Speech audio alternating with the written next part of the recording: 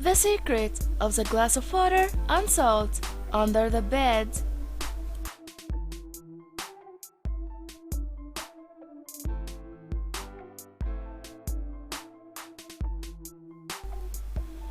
Negative energies have a real impact on us, whether it is being with someone who complains a lot, attending a debate, or listening to someone's misfortunes.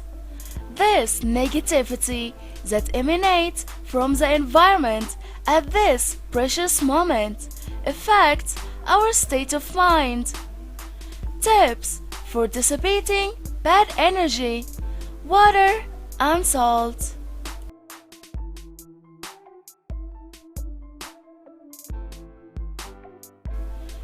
Salt has been used over time for different purposes, from kitchen to medicine to exchange.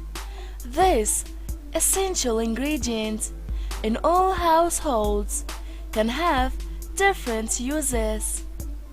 Car salt, in particular, also has purifying properties, not because of its proven antibacterial action, but rather for its ability to absorb negative energies naturally and to maintain positive ones.